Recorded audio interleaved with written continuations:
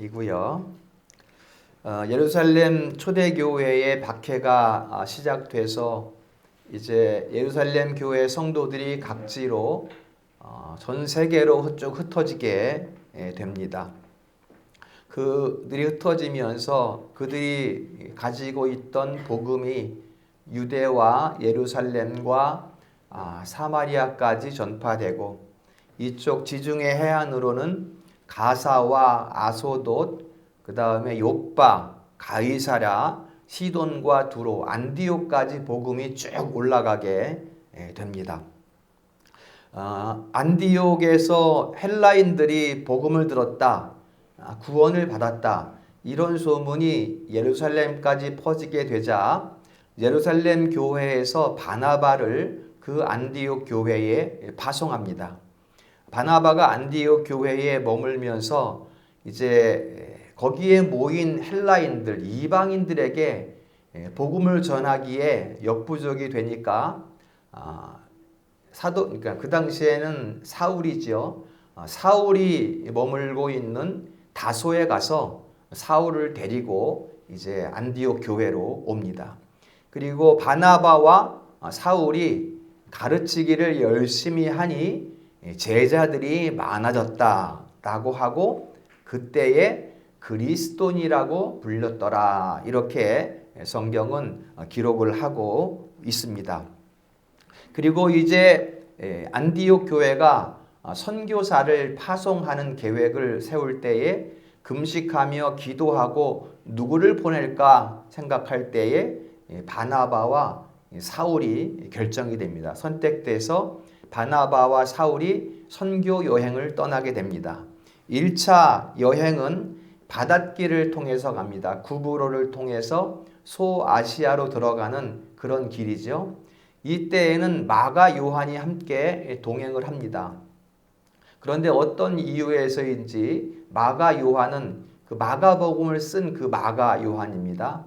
그 마가가 중도에 그만두고 다시 안디옥 교회로 다시 돌아오게 됩니다. 그래서 바나바와 바울만 1차 선교 여행을 행하게 되고 그 다음에 2차 선교 여행을 또 가게 되는데 돌아와서 이때 또 마가 요한을 데리고 갈 것이냐 안 데리고 갈 것이냐, 이 일로 바나바와 이제 사울이 크게 다툽니다. 그래서 바나바와 이 마가 요한은 구브로로 배 타고 가고 이제 사도 바울은 실라를 선택해서, 실라도 예루살렘 교회에서 파송된 사람이고, 그래서 사도 바울이 실라를 선택해서 육로를 선택해서 이렇게 안디옥에서 다소까지 10 몇 킬로 되거든요. 요즘 같으면 먼 거리가 아니지만 그 당시에는 한참 가야 되겠죠. 걸어서 가니까. 육로를 선택해서 다소, 이고니온, 루스드라, 여기에서 이제 루스드라에서 다시 디모데를 택해서 디모데를 데리고 갑니다. 디모데는 1차 선교 여행 때 루스드라에서 바울이 돌 맞아 죽은 상태가 되었을 때 그 일어나는 것을 목격한 그 디모데, 그때 17살, 18살 된 디모데거든요. 루스드라에서 디모데를 선택해서 그 아시아 지역에 순회를 합니다. 이제 바울이 선교 여행을 2차 선교 여행을 아시아 지역을, 소아시아 지역을 순회를 하면서 이 비두니아 북쪽 지역입니다. 소아시아의 북쪽 지역 비두니아를 선교를 하고 그 다음에 더 북쪽으로 올라가려고 해요. 이제 지금으로 보면 아르메니아 흑해 쪽으로 더 올라가려고 하는데 사도행전에 보면 16장에 보면 못 가게 됩니다. 여러분 사도행전 한번 펴봅니다. 오늘 참고 구절이기도 하기 때문에 먼저 사도행전 16장 먼저 보면 사도행전 16장 7절에 보면 이 비두니아 쪽 북쪽으로 가고자 하되, 사도행전 16장 7절 부분 보면 이제 이 1차 선교 여행 때 교회를 세웠던 지역들을 다 돌아본 다음에 이제 북쪽, 소아시아 북쪽 지역 흑해 쪽으로 넘어가려고 하는데 7절에 보면 예수의 영이 허락하지 아니하시는지라 이렇게 말하고 있습니다. 못 가게 됩니다. 그 다음에 16장 9절에 보면 환상 가운데 마게도냐인이 나타나서 우리를 도우라 이렇게 말합니다. 9절에. 그 다음에 10절 보면 바울이 이 환상을 해석할 때에 하나님이 마케도냐로 가라고 하는구나. 마케도냐는 지금의 그리스 땅입니다. 저쪽 마케도니아 땅을 하나님이 선교하러 가시는구나 라고 해석을 하고, 이제 바른 해석이겠죠. 성령이 함께 하시는 해석이니까 북쪽으로 가고자 하는 것은 사람의 뜻이고 사람 바울의 뜻이고, 마케도니아로 가고자 하는 것은 성령의 뜻이기 때문에 바울이 이것을 해석해서 마케도니아로 넘어가게 됩니다. 마케도니아로 넘어가면 어떻게 될까요? 성령이 지시한 일이기 때문에 준비가 되어 있겠죠. 하나님께서 예비하신 사람들, 곧 구원하고자 하시는 사람들이 예비가 되어 있겠죠. 그 마케도니아의 첫 성 빌립보에 이르러서 자주 옥간 장수 루디아가 이 바울의 말을 믿고 루디아의 온 집이 구원을 받게 됩니다. 세례를 받고 하나님의 자녀들이 됩니다. 그리고 이 빌립보에서 점치는 여인을, 귀신을 내쫓는 바람에 그 점치는 여인들의 주인이 있었어요. 그러니까는 공동 소유야. 이 여인이 점을 쳐주니까 돈을 받으면 그 돈을 같이 나눠 가지는 여러 명의 주인들이 있었는데, 이 사도 바울이 귀신을 내쫓아 주니까 이 여인이 점을 못 치게 됐어요. 그러니까는 이 주인들이 사도 바울을 때리고 옥에 가둡니다. 그래서 그 옥에서 되게 매 맞고, 엄청나게 맞았어요. 상처가 많이 났겠죠. 매 맞고 팔다리가 착고에 채워져 있는데 그 매 맞은 몸으로 밤에 찬송하고 하나님을 찬송하는 노래를 크게 하니 어떻게 되었을까요? 매인 착고가 풀어지면서 옥터가 흔들리면서 옥문이 다 열리면서, 이렇게 되니까 간수장이 깜짝 놀라서 이게 무슨 일이냐, 문이 다 열린 것을 보고 죄수들이 다 도망쳤구나, 나는 죽었다 하고 자결하려고 해요. 왜냐하면 죄수가 도망치면 자기 목숨으로 갚아야 되기 때문에 간수장이 자결하려고 하는 것을 사도 바울이 멈추게 하고, 우리가 여기 있다라고 할 때 선생들이여 어떻게 하면 좋겠습니까? 죄사함을 받으라 이렇게 말을 해서 이 간수장의 온 집도 다 회개하고 하나님을 믿었더라 이렇게 성경은 기록을 하고 있습니다. 그리고 그 빌립보 감옥에서 나와서 이제 데살로니가로 내려가게 됩니다. 자, 사도행전 17장입니다. 이제 사도행전 17장 1절부터 9절까지가 이 데살로니가 교회에 관한 이야기입니다. 이 데살로니가에는 유대인들이 세운 회당이 있었어요. 아까 서두에 말씀드린 대로 예루살렘 교회에 핍박이 있자 다 흩어졌는데 여기까지 ht어진 거예요. 이 데살로니가에 유대인들이 세운 회당이 있었는데 여기에서 새 안식일 3주 동안 사도 바울과 실라와 디모데가 성경을 강론했다 이렇게 말해요. 강론하고 뜻을 풀어주었다. 이게 설교입니다, 여러분. 성경 말씀을 강론하고 그 뜻을 풀어주는 게 설교예요. 그러니까 설교에 무슨 적용 설교 이런 게 사실상 필요치 않아요. 하나님의 말씀이 풀어지면, 진리가 해석돼서 가르쳐지면 그게 적용인 거예요. 가르쳐지면 이쪽으로 가면 낭떠러지고 이쪽으로 가면 아름다운 꽃길이 있으면, 말씀이 풀어져서 가르쳐지면 낭떠러지로 안 가는 거예요.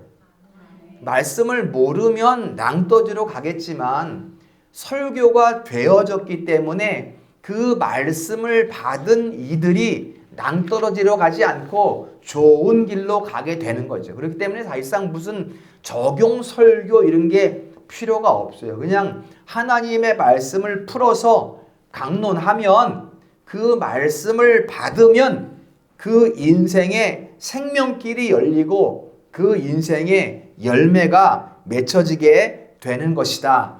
이것이 우리 성도들의 마음에 수납되는 말씀이 될 수 있기를 축원합니다. 데살로니가 교회에서 3주 동안 성경을 강론하고 성경을 읽은 다음에, 본문을 이렇게 읽은 다음에 우리처럼 이 본문은 이것은 이렇게 된 것이고 저것은 저렇게 된 것이고 뜻을 풀어줬다는 거예요. 그게 뭐를 전했는가 하면 사도행전 17장 3절에 보면 무슨 말씀을 풀어줬는가 하면, 그리스도가 해를 받고 3절 보면 다시 살아난 것을 증언하고 그 예수가 그리스도라고 했다. 이렇게 말씀을 풀어서 3주 동안 가르쳤어요. 초대 교회는 항상 이것을 가르쳤습니다. 예수님이 죽으셔야 하고 부활하셔야 한다는 것을 가르쳤단 말이에요. 왜 죽으시고 부활하셔야 하냐? 우리를 구원하셔야 되기 때문에 그렇게 죽으시고 다시 살아나야 한다라는 것을 가르쳤다는 거예요. 예수가 그리스도라는 것을 그 3주 동안 데살로니가 교회에서 가르쳤다는 것입니다. 이것이 선포되니까 여러분 참 아주 놀라운 일이 데살로니가에서 일어납니다. 이렇게 3주 동안 가르쳐지자 보세요. 17장 4절입니다.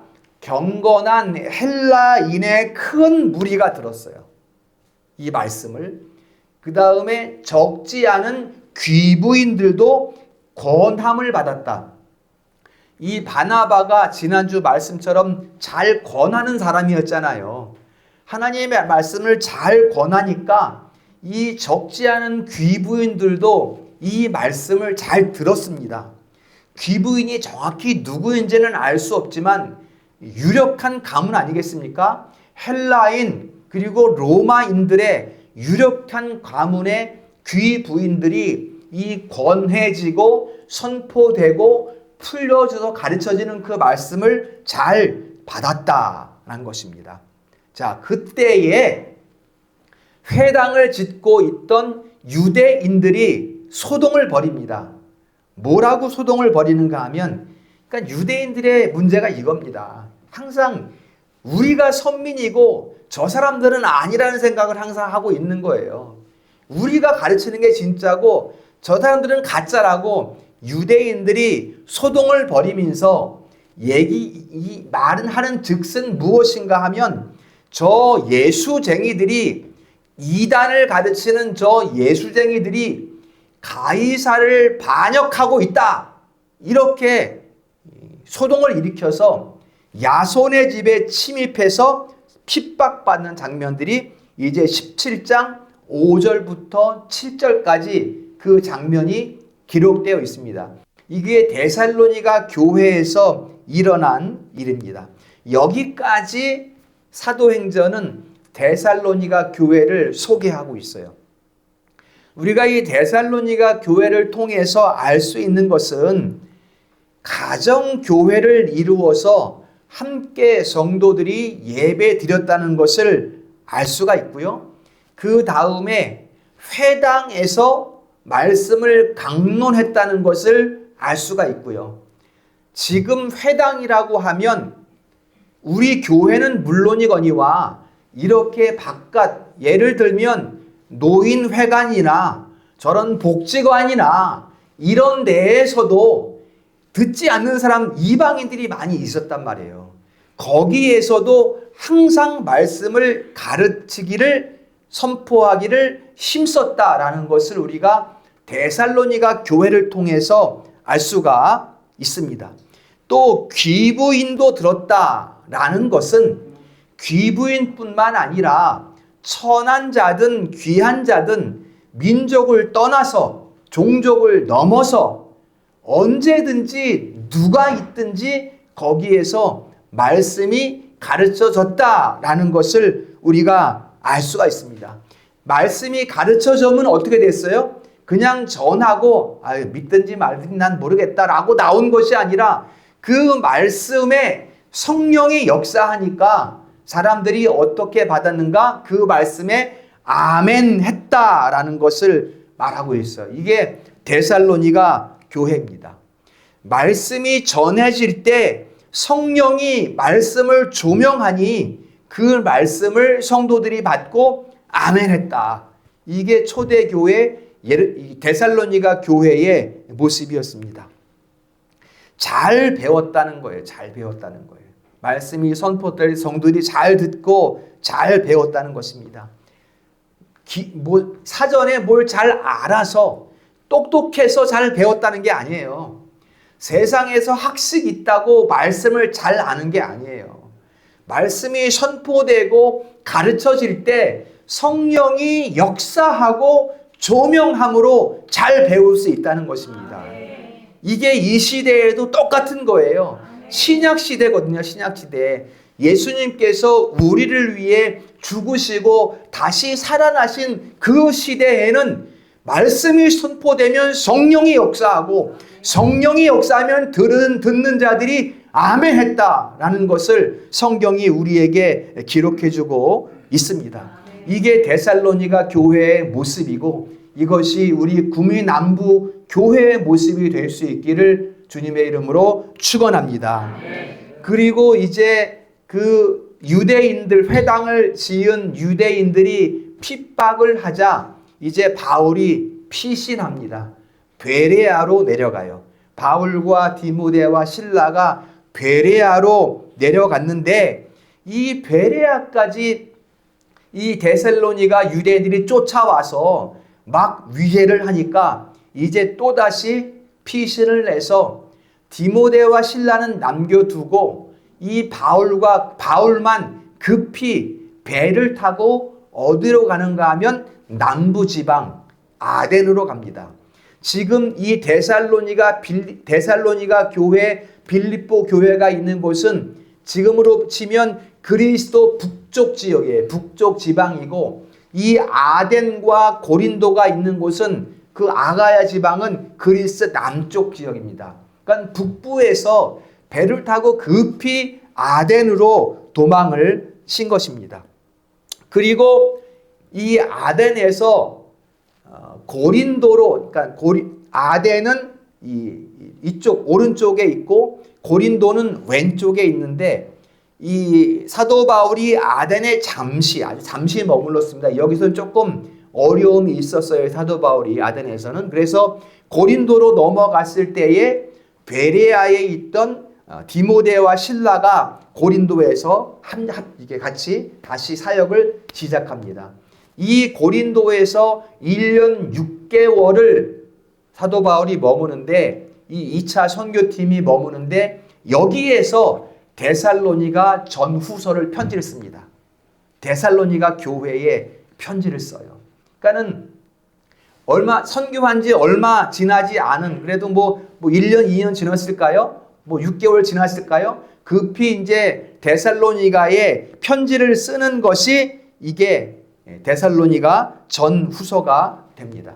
사도 바울의 서신의 제일 첫 번째 서신이 바로 이 데살로니가 전후서가 됩니다.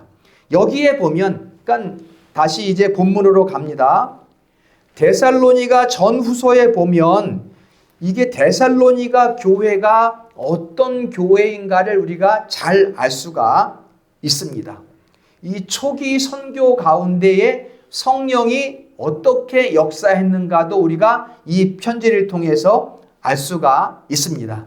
자, 이제 오늘 본문을 보겠습니다.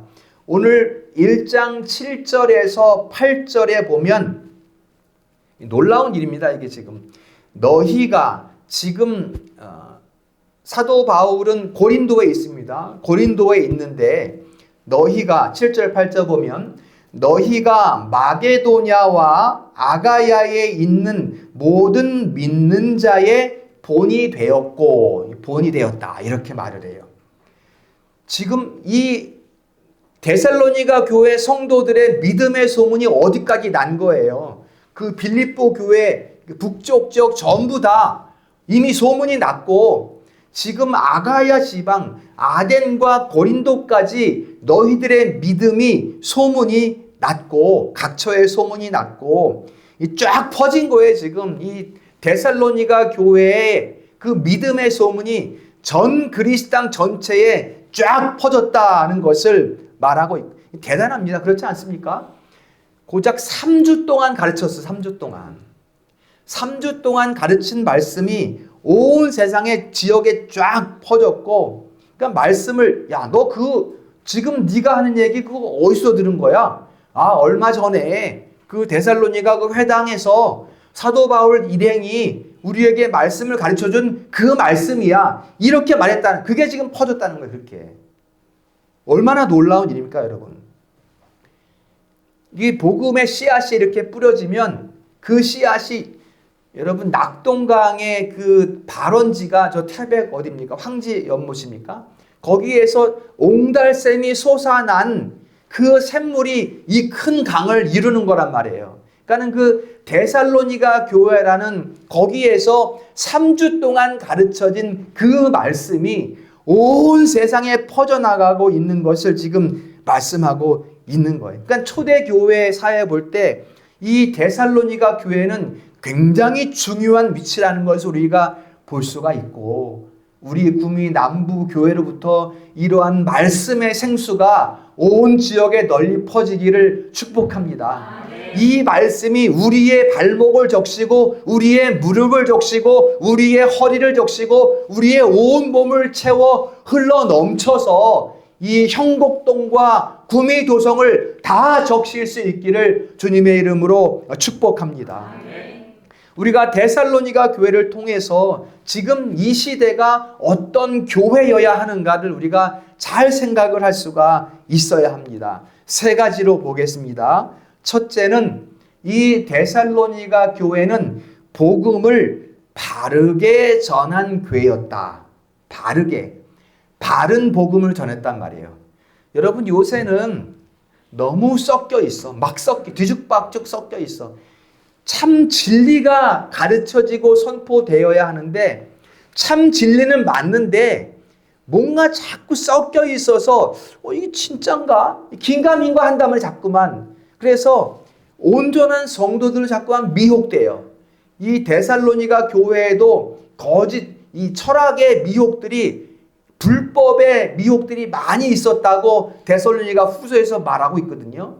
뭔가 자꾸만 섞여요. 그래서 이게 바른 복음을 전해야 하는데 우리 교회에서는 바른 복음만 전해지고 선포되고 가르쳐질 수 있기를 축복합니다. 이 데살로니가 교회가 잘 바른 복음이 선포되고 가르쳐지는 교회였다. 이 바울과 실라와 디모데는 자기 이야기를 하지 않았어요. 그러니까 예수 이야기만 했어요. 예수 이야기만. 예수가 우리를 위하여 죽으셔야 하고 다시 부활하셨고 그 예수가 우리의 그리스도라는 것만 전했단 말이에요. 자, 우리 성도들이 예수가 그리스도라는 것을 고백할 수 있어야 돼요. 여기에 능력이 있습니다, 여러분. 여기에 성령이 역사한단 말이에요. 자, 같이 따라합니다. 예수는 나의 그리스도십니다. 이게 고백이 되어야 한단 말이에요. 지금 데살로니가 교회에 가르쳐지고 선포된 말씀이 바로 그런 말씀이었다. 데살로니가전서 2장 봅니다. 2장 2절에서 4절에 보면 데살로니가 전서 2장 우리가 읽은 말씀 그 바로 밑에 있습니다. 거기에 보면 우리가 너희에게 권하는 이 권면은 하나님께 옳게 여기심을 입어서, 그러니까 우리가 전하고 있는 우리가 하나님이 우리를 옳게 보셨다는 것입니다. 하나님이 우리를 옳게 보시니까 어떻게 했어요? 우리에게 말씀을 위탁해 주셨다. 이렇게 말씀해요. 하나님께서 우리에게 위탁한 말씀을 우리가 너희에게 권하는 것이다. 이렇게 말씀하고 있어요. 여러분, 농부가 씨앗을 이렇게 가을에 수확을 거두기 위해서 땀을 막 흘려요. 그러니까 농부가 왜 이렇게 더운 거야? 좀 지원하게 하면 안 되나? 이렇게 농부는 더운 햇볕을 탓하지 않아요. 왜냐하면 지금 내가 땀 흘리는 수고가 가을에 풍성한 수확이 될 줄을 알고 있기 때문에 그렇단 말이에요. 지금 바울과 디모데와 실라가 전하고 선포하는 말씀이 그렇단 말이에요. 얼마나 힘들었겠습니까? 유대인들은 핍박하지, 공격하지, 저 예수쟁이들이라면서 어떻게든지 막 옥에 가두고 때리려고 하지. 그런 가운데 딱 전하는 말씀이 그냥 씨앗을 뿌리는 것과 같은 그런 말씀이래요. 3주 동안 전해진 그 말씀이 씨앗이 뿌려졌을 때에 큰 수확을 거둘 수 있었다라는 것을 우리에게 말씀하고 있는 것입니다. 자, 오늘 5절에 봅니다. 오늘 5절에 보면 같이 있습니다. 5절 말씀 시작. 너희에게 말로만 이른 것이 아니라 또한 능력, 성령과 같은 확신으로 된 것이니라. 우리가 너희 가운데 너희를 위하여 어떤 사람이 된 것은 너희가 아는 바와 같으니라. 아멘. 그러니까 우리가 어떤 사람인가 너희가 받지 않냐? 우리가 우리말 하더냐? 우리가 거짓말 하더냐? 우리는 예수만 전했지 않냐? 이걸 지금 말하고 있는 것입니다. 그 다음에 능력과 성령과 큰 확신으로 된 것이라. 능력이 있고 성령이 있다는 것은 뭐예요? 이게 아까 말씀드린 대로 말씀이 전해질 때 아멘이 있었다는 거예요. 어떻게 여러분 아멘을 하겠습니까? 아멘이라는 것은 지금 당신이 하고 있는 그 말 맞습니다. 나도 동의합니다. 이게 아멘인데 지금 사도 바울이 전하고 있고 우세진 목사가 전하고 있는 그 말씀에 성도들이 어떻게 아멘할 수 있겠어요? 목사님이 아멘 안 하면 기분 나빠니까 아멘하는 거 아니잖아요. 어떻게 아멘합니까? 성령이 역사하기 때문에 아멘하는 줄로 믿으시기를 축원합니다. 그래서 성령이 역사하셔서 아멘하는 것이고 그것이 내 속에 어떻게 돼요? 큰 확신이 되었다. 이렇게 말하고 있는 것입니다. 생명의 말씀이 선포되니 성령이 역사하고 성령이 역사하니 그 말씀을 듣는 이들이 아멘하고 그 아멘했다는 것은 그의 삶의 큰 확신으로 그 말씀이 수납되었다는 것을 말씀하고 있는 것입니다. 그래서 교회는 말씀이 제대로 선포가 되어야 돼요. 이 바른 말씀이 가르쳐야 된단 말이에요. 그래서 어떤 프로그램이 교회의 어떤 주가 되면 안 된단 말이에요. 어떤 형식이나 하나님의 말씀이 전해지고 선포되는 것 이외에 다른 것들이 교회의 주가 되면 안 된단 말이에요. 오직 하나님의 말씀만이 교회의 중심이 될 때 성령이 거기에 역사하고 그럴 때 성도의 마음 가운데 큰 확신으로 주어진다. 그 교회가 바로 데살로니가 교회였다라는 것이 첫 번째 교훈입니다. 두 번째 교훈은 전하는 자들이 온전했다. 데살로니가 교회는 말씀을 전하는 자들이 온전했다.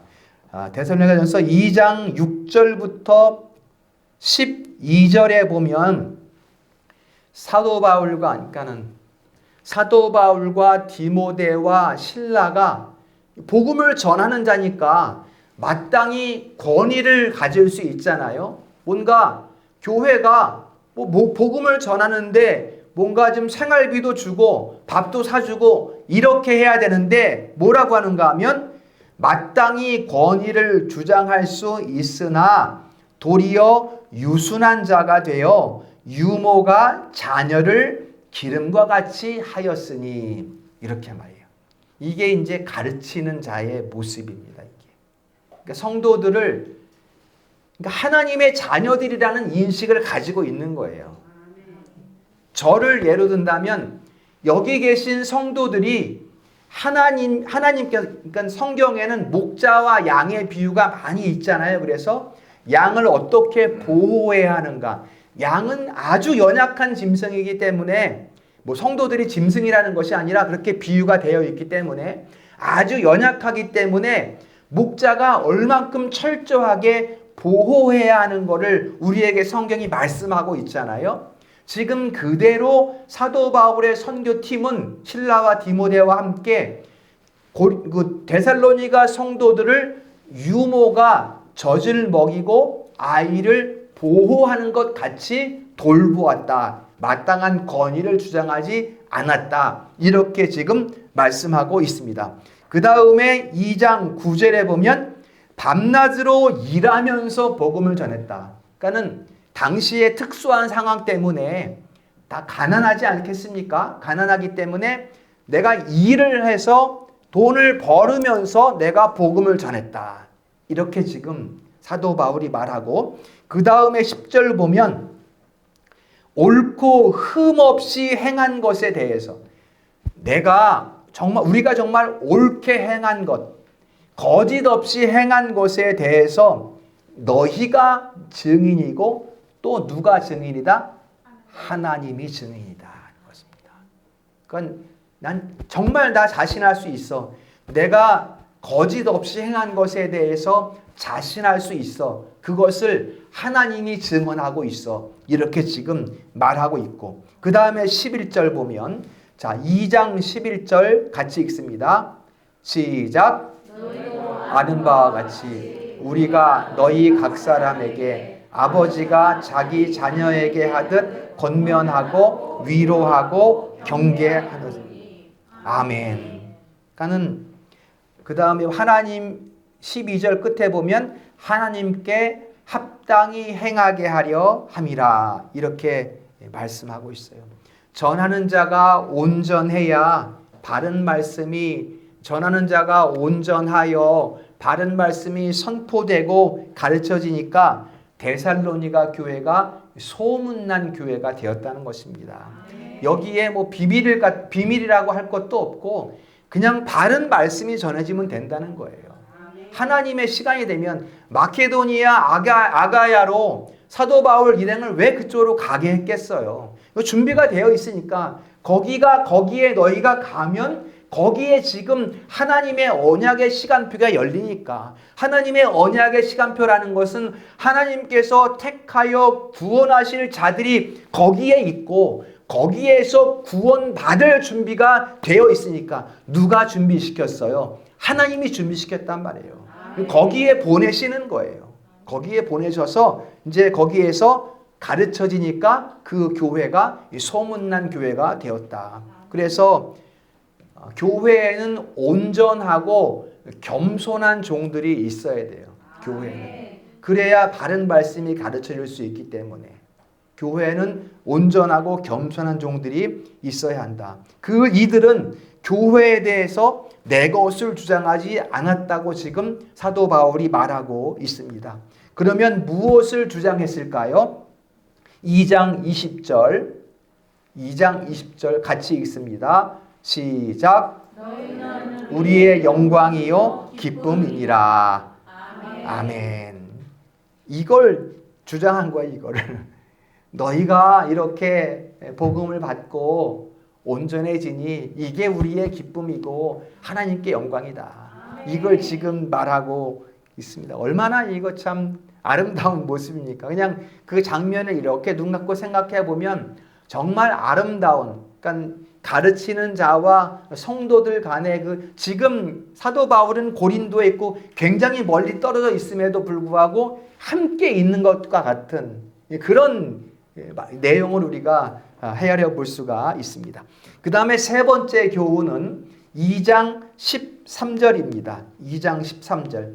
여기에 데살로니가 교회가 칭찬받는 본질이 여기 있다고 생각합니다. 2장 13절 같이 읽습니다. 시작. 이러므로 우리가 하나님께 끊임없이 감사하며 너희가 우리에게 들은 바 하나님의 말씀을 받을 때에 사람의 말로 받지 아니하고 하나님의 말씀으로 받음이니 진실로 그러하도다. 이 말씀이 또한 너희 믿는 자 가운데 역사하느니라. 아멘. 그러니까 강단에서 말씀이 선포되면 그거를 사람의 말로 받지 않았다는 거예요. 하나님의 말씀으로 받고 아멘 했다는 거예요. 거기에 성령이 역사하는 것이고, 여러분 선포되는 말씀에 아멘이 없으면 절대로 헌신할 수 없습니다. 말씀에 아멘이 없으면 선교도 못하고 구제도 못합니다. 그렇지 않습니까? 그냥 어느 정도는 할 수 있을지 모르겠지만 이내 지쳐버리고 포기해버려요. 말씀에 아멘이 없으면 말이죠. 그러나 진짜 하나님의 말씀이 아멘 되고 내 마음에 큰 확신이 되면 헌신하고 구제하고 교회를 위하여 봉사할 수 있게 되는 거예요. 이게 지금 우리 성도들의 모습인 줄로 믿습니다. 우리 성도들이 교회를 가꾸고 얼마나 깨끗하게 아름답게 보호하고 있습니까? 교회를. 여기가 하나님을 예배하는 그 예배당이기 때문에 우리 성도들의 수고가 온 교회 구석구석 이렇게 미쳐 있지 않은 거겠습니까? 우리 성도들의 그 수고와 헌신을 통하여 하나님께서 영광을 받으신 줄로 믿습니다. 아멘. 말씀이 아멘 될 때 믿는 자가 늘어나고 3,000이 되고 5,000이 될 수 있는 거예요. 그러니까 온전한 말씀이 전해지고 그 말씀을 하나님의 말씀으로 받을 때 그 교회가 부흥할 수 있게 되는 것입니다. 우리 교회가 하나님의 말씀으로 부흥되는 교회 될 수 있기를 축복합니다. 오늘 1장 6절 보십시오. 1장 6절에 보면 또 너희는 많은 환난 가운데서 이렇게 말해요.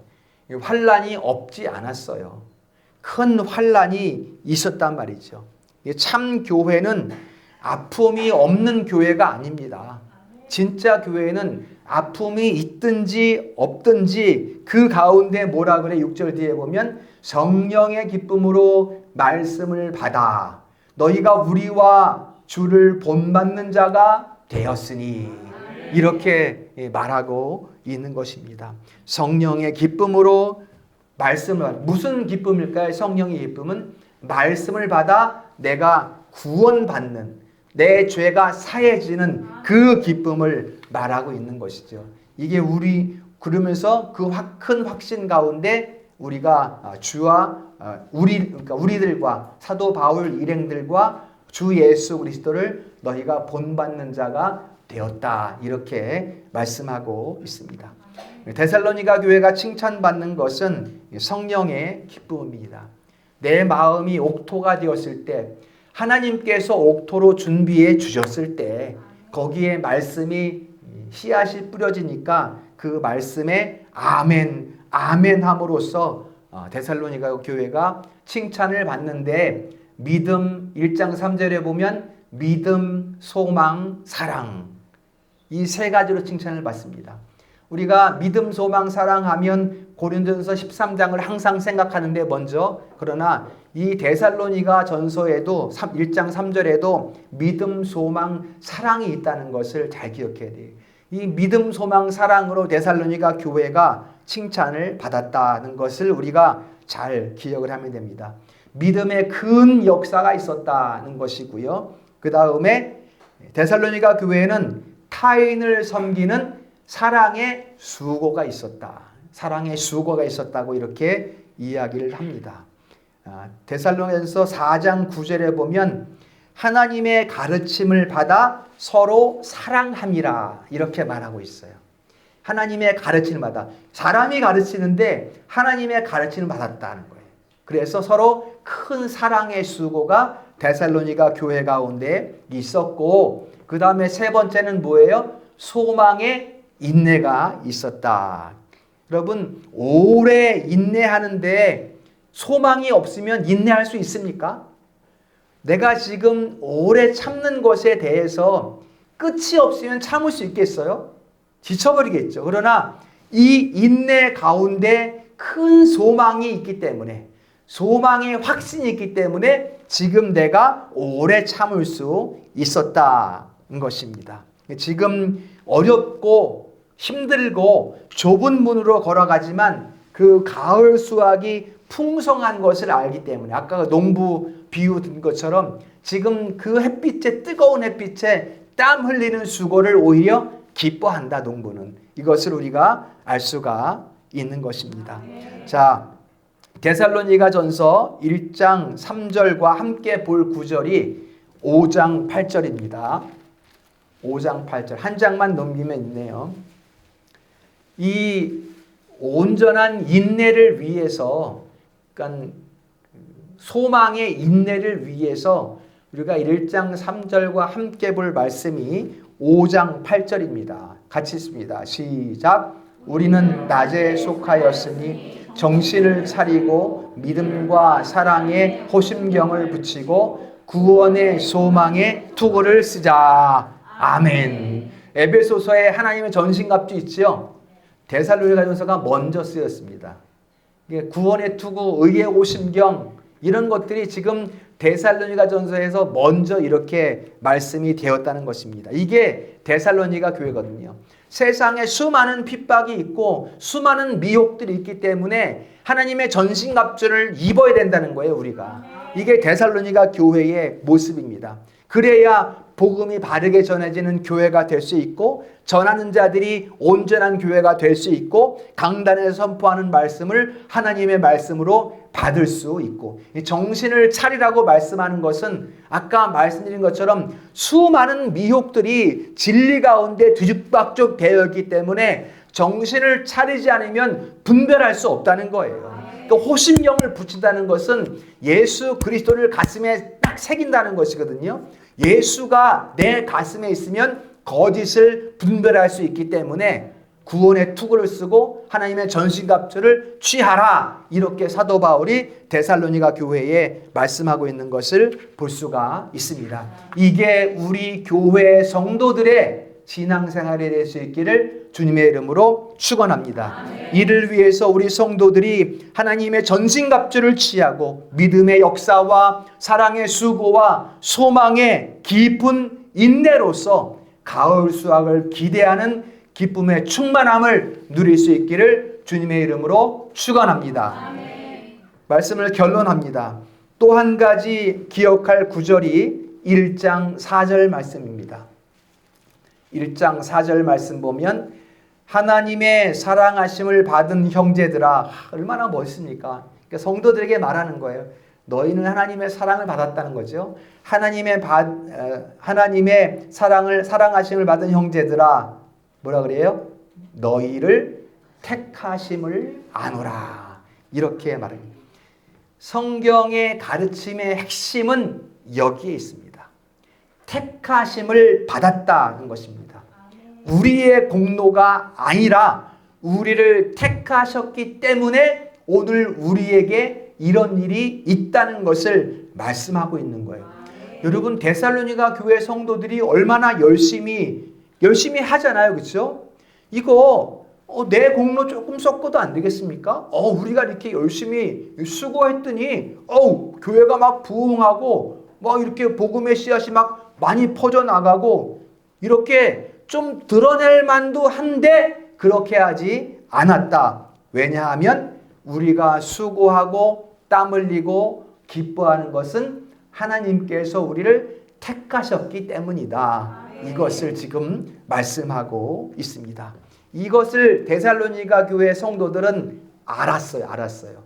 그 알미 있기 때문에 바른 지식이 있기 때문에 신앙생활을 바르게 할 수 있었다는 것입니다. 우리 구미남부교회 사랑하는 우리 모든 성도들이 이 지식을 가지고 충만한 기쁨과 평강을 누릴 수 있기를 주님의 이름으로 축원합니다. 거룩하고